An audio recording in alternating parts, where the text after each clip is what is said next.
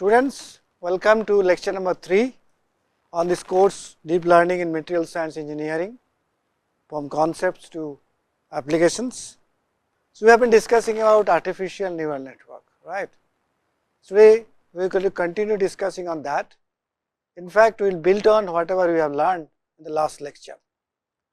So, what is artificial neural network that I explained to you last lecture? It basically based on the human brain. The neurons are the basic units of human brain, and any human brain has almost 10 billion neurons, and we know that brain is a parallel processing system. So, NN is basically an idea to mimic the processing of various kinds of things by the human brain. So, how it is done? This is basically done by using artificial neural network. This constitute good approximations to the part of the real brain. They may be physical devices simulated on conventional computers. So, from a very basic point of view, NN is just a parallel computational system consisting of many single processing elements, and these elements are then connected in a specified way, right, so that we can perform a particular task. Why we use NN? Because it can solve complex problems. That is what I understand. It is a machine learning method which is inspired by the biological neural networks. So, first we have to learn what is the mathematical representation of this network. So, in the first part of the lecture, we will learn about that. So, as I said, it started long back, 1943, okay, long back, almost 75 years ago. It was done by McCulloch and Pitts. They proposed this neuron based model, and then it went on till 2000 when support vector machines were developed. So, this I have discussed in the last lecture. Then let us talk about what are the basic parts of the neuron system. So, you know, we have a normally we get a stimulus which is kind of accepted by the receptors of the neurons. Stimulus can be heat, it can be stress, it can be any kind of smell or whatever, receptors that accept it, and this neural net which is part of the nervous system transfer this to the human brain, where you have effectors that will detect it and the response is given by that way. So, you have receptors, effectors and neural net, a part of the human brain, and this flow of information is feed forward and feedback loop. This is very important. It is feed forward in the directions forward way, but it also feedback way. So, we will use all these kinds of things. So, neural networks are basically based on the biological neurons. So, let me tell you what are the different parts of the biological neurons. Neuron basically consisting of several parts. The first one is called dendrites, that collects the information or senses the information from various sources, and these informations are then processed by the cell body, which is nothing but a nucleus and other parts, and the processed information is further transmitted by axon and then transferred to the next dendrites to the next neuron by the synapses, which are part of the ends of the axon terminals. So, can we mimic this kind of structures in the NN artificial neural network? Okay. So, as you understand, the neuron's cell body possesses the kind of power to process. So, we can think of as a incoming activation and converting of them into output activations. Okay. That is how we can think about it of the cell body. And neuron nucleus always obviously contains genetic materials. So, dendrites which emanates from the cell body, they provide the receptor zones that receive the activations from the other neurons, whereas axons are fibers which act as a transmission lines that send the potentials to the other neurons. And these junctions that allow the signal transmission from one neuron to other neuron or from the axon ends to the dendrites of the other neuron are called synapses. In addition, you have neurotransmitters, which are nothing but fluids that can allow the diffusion of the chemicals across these synaptic clefts. So, now the question is very clearly dendrites are inputs, cell body is a processor, synaptic are the links and axon are the outputs. We can use this knowledge to build on the artificial neural network. Okay. So, that is nothing but consisting of these parts. Let us look at it how it is done. So, I was talking about historical notes in the last lecture. It started in 1943 by McCulloch and Pitts, and then it went on till 2000 or even further. Such long duration, almost 75 years, ANN has become a strong force. This is simply imitation of the human neuron. So, if I have to put together all this information in terms of artificial network, what shall I do? For me, dendrites are the data points which I am receiving, x1, x2, x3, x4, x5, and these data points are multiplied by weights. Weights are nothing but W1 to W5. So, basically multiply W1 x1, W2 x2, W3 x3, W4 x4 and W5 x5. In addition, you sum it up. So, what do you sum it up? You sum basically xi, wi. You sum all these things. So, the first part is that collection of these data, multiply with this the weights and then sum it out. That is called summation units. And then these summation things are activated by transfer function or activation functions. Okay, that is what is written. So, we can call it transfer function that gives us output. That is all happen in a single layer system. We have not built in any further layers, right. So, this is the simplest possible structure of a artificial neural network. So, it is shown here in a much better way. So, let me just tell you again that, so that you do not forget. So, you have inputs which are coming as x0, x1 up to xn, but in some cases you may also add bias, variation of the inputs. Input values may not be 100% perfect. So, there will be always some error bars or something. So, it is better to add a bias, right, and inputs are multiplied by weights. You can see W0 to Wn, and then these are added in a summation unit, onto which we apply the activation function or transfer functions, then get an output. Okay. That is again shown you here. So, now I go back to the board and explain you what are the basic steps of the neural network, okay, in a very systematic manner. So, as you see, this is an very important ML method, machine learning method. Initially, we can build on this and create a DL or deep learning networks. So, basic neural network is basically, basic model is nothing but a series of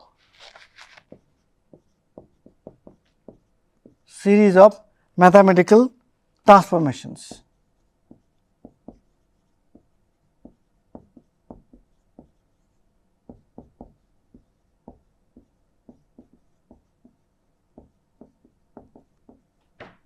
So, we shall discuss about this transformation first. This is a series of mathematical transformations. Okay? That is what you should understand. So, step 1, what is that you do in step 1?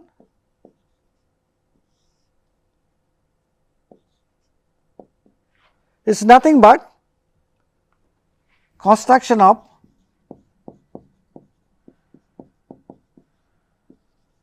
linear, or rather m can be any numbers, it can be 1 to 100 or so whatever, m linear, remember the word linear, combinations of the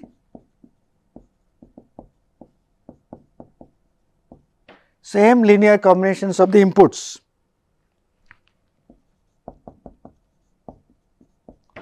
Okay. So, inputs are basically x1, x2, x3, xi till xm, right, that is what it is. let us say x I up to, forget about x m, easy to understand then. These are my inputs. Okay. So, what is that? Let us say this is AJ is this m linear combinations of these inputs. So, we can always write down sum I going to 1 to m, okay, w I j. I will explain each of this very nicely to you, do not have to worry, you simply look at it carefully. So, what did I write? I wrote A j is equal to I going to 1 to m w I j superscript 1 x I plus w j 0 superscript I. So, j varies from 1 to m. So, what you can say, let us say A1 is nothing but a w 1 x 1 plus w 0 right, because it starts with z w 10, okay, that is what it is. Then furthermore, am I clear? Similarly, A2, so you are basically changing j, right, am I clear? And when you change j, you are varying I from 1 to m. So, that is one aspect, and then superscript, the superscript R1 what I given, it basically tells you the corresponding parameters in the first layer.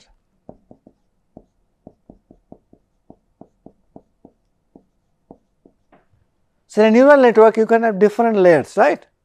So, this is corresponding to the first layer. In a simple neural network you can have 3 layers: input, processing layer, output layer, right. But deep neural network which always have more than 3 layers. Okay.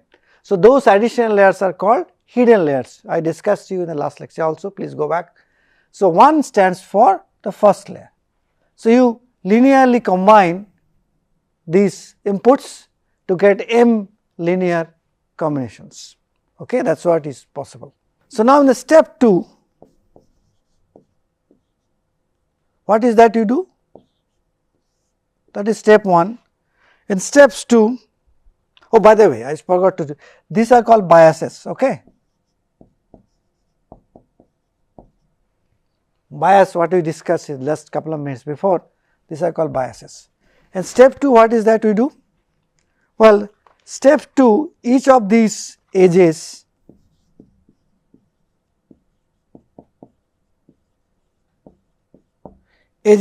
are, AJ means this AJ, each of these edges are transformed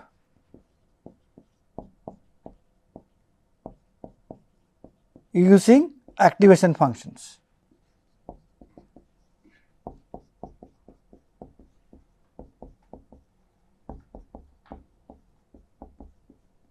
Okay. So, that means what? If I write JJ, that has become HAJ, where H is an activation functions. We will discuss about this activation functions in further more slides and this other things also. So, you understand. So, this can be a sigmoid function, H can be sigmoid, tan H, or many other type of possible, even ReLU,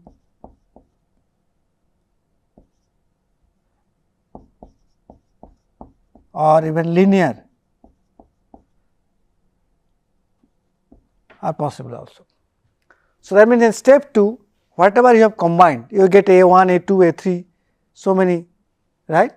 So, all these things are then converted to J, so ZJ, Z, this is G actually, I can say G, GJ, convert to that. So, you convert using these different kinds of functions. That is your step 2. Step 3, what is that you do? Step 3 is very important. These values are then again linearly combined. These are again linearly combined. Remember, we are handling data.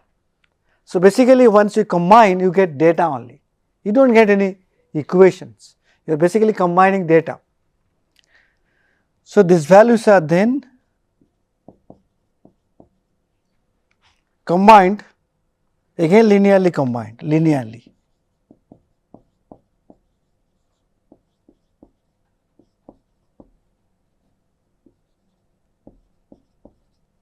Combined, okay. Why, what is that we get? To provide output unit activation. If it is a 3 layer, then it becomes output first, second, 3, right, inputs, activations and then output. If it is more than 3 layers, this goes to the next layer input, okay, output activation. That is why it is called output activation. Fine. So, what is that? How we can write it? Very simply, we can write down A k is nothing but, again I think I have made some mistake, it should be J actually, because it should not be I. It is okay. So, let us change that, please modify. So, again we are getting linear combinations of equations. So, J going to 1 to M, W K J, then it is better to write I J, W K J second superscript X I X K, right? No, not X, it should be J, right? J J, but that is this, what is you are getting the second layer, plus W K 0 2. So, these are biases again.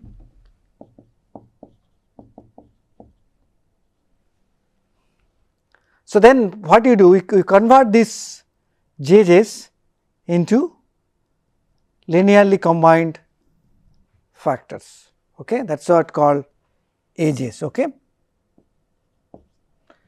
Then step 3, and this can continue actually, this step 3 can keep on continuing depending how many layers you have.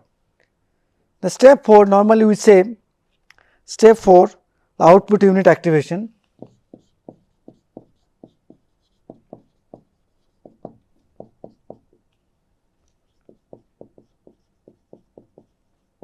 So, that is basically give you output Yk as a function of Ak. So, that means there are 4 steps, you can see here, it goes from here to there, then there to here, and it can again go several steps before output can be performed. Am I clear? So, this is the series of mathematical transformations which will conduct in a basic neural network method, okay, basic ANN, very basic ANN. So, now coming back to the fact how it is done or how it is not done, so let us talk a little bit more on that. So, that is what is shown here, you can see here you have inputs as x1 to xn, then weights and as well as you have biases B, and these are then summed over. Here it is summed over in different ways, but they can be totally summed over also. Then you apply these activation functions, you get Yk's, right. Am I clear? So, then this outputs again, this Yk's again, that is why step 3 actually, output again can be combined. So, outputs of the first layer, see this is input layer, this is the first layer, this is input, this is your first layer. Output of the first layer, after the activation functions are activated, you can actually combine them and feed to the next layer, second layer. Okay, then keep on doing that. Finally, you can have final output. So, that is what the simple neural network works. So, now you know it is not only the way it is done, but also we have to make it a multi-layer concept. Why? Because most of these deep neural networks are consisting of many hidden layers, many layers between input and output. That is why I call hidden layers. Why they are called hidden layers? Because these layers functions we do not understand properly. They are like a black box, right, many of the cases. So, humans have the ability to identify certain patterns with accessible information with very high accuracy. You can always see something and detect, like car or bicycle, right, because you learn over the time that car has this kind of shape, bicycle has this kind of shape, whatever it is. Artificial neural networks are basically such a kind of computational system which are intended to mimic the human learning capabilities via this complex architecture I just shown you. So, hence the concept of perceptron came into picture, from the neuron to perceptron. I will tell you why it is important, what is the difference between neuron and perceptrons in a detailed manner. So, perceptron is simply a binary classification algorithm. It was discovered by Frank Rosenblatt from Cornell, USA. What is the meaning of binary classifications? Basically, it can take only few inputs, each of has weights to signify how important that, and generate outputs as 0 and 1. That is why it is called a binary. That means 0 and 1, right. That is what important. You look at it, each of these has a weights to signify how important it is and generate an output decisions of 0 and 1. However, when combined with many other perceptrons, it forms artificial neural network. Okay? So, you understand that. Okay? So, basically we are saying that the output of this perceptron is a binary classification algorithm. That is the main difference between neuron and perceptrons. Okay? So, using this idea, we can build multi-layer perceptron networks, what is called an MLP. We can team up perceptrons with additional ones, stack in several layers to solve the complex problem. So, you can see that here you can stack in several layers. Okay. We will show some more descriptions of that, and each perceptron in the first layer on the left, that is what is the first layer on the left, that is what is called an input layer. Okay. It sends output to the next perceptrons in the second layer. I told you these are all called hidden layers, and all perceptrons in the second layer then sends output to the final layer on the right. That means there is 3 layers. First layer is the input layer, sends output to the second layer, and second layer then it sends output to the output layer. So, each layer can have a large number of perceptrons and there can be multiple layers. That is the advantage of NN. Each layer can have many perceptrons, and then these layers can have. So, therefore, from the perceptrons we can always think about multi-layer perceptrons or multi-layer perceptron problem. Okay, that is called network. It is a network formed by teaming up of the perceptrons with additional ones, many of them stack in several layers, and this is how we can solve the complex problems. Each perceptron in the first layer on the left side is called the input layer. That layer sends output to the perceptron on the next layer, that is called second layer or hidden layer, and then all the perceptron in the second layer send the information, process information to the output layer. Okay. So, he has 3 layers, as you understand. So, each layer can have large number of perceptrons, each layers input, output or hidden layers, and there can be multiple layers present, and that is why it is called a multi-layer perceptrons. Okay. That is the main idea, MLP. And 3-layer MLP diagram is very simple: input layer, one hidden layer, and a output layer is called a shallow neural network. When you have more than that, it is called a deep neural network. Okay. Now, the concept of difference between these perceptron neural network is that, main difference is that in neural network is that in classical perceptron decision functions are step functions, but neural networks activation functions are between 0 and 1. Okay. It can be -1 to 1 also. So, we will see how does it work. I already discussed with you.